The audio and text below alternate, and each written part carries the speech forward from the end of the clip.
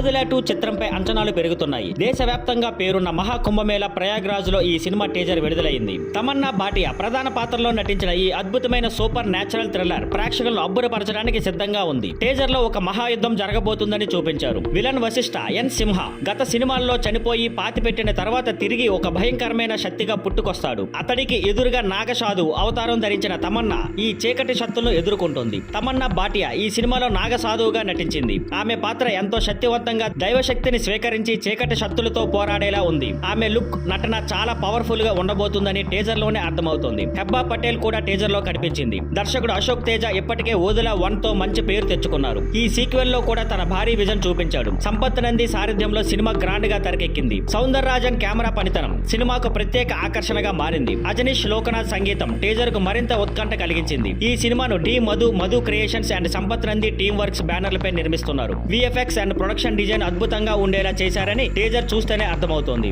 ఈ సినిమా విడుదలకు ఎదురు చూస్తున్న ప్రేక్షకుల కోసం ఓదిలా 2 భారీ స్థాయిలో సెన్సేషన్ క్రియేట్ చేయనుంది.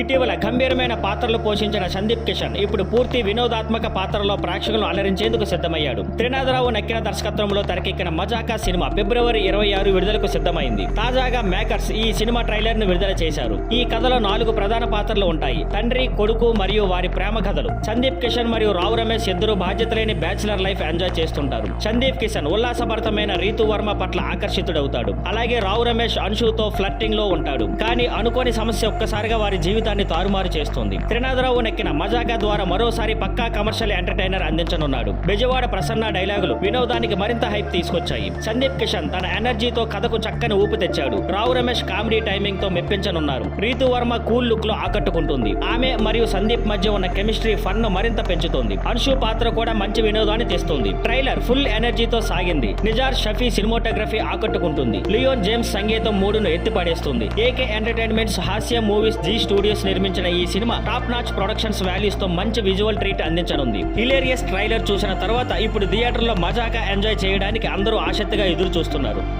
Thank you for watching. Please like, share and subscribe.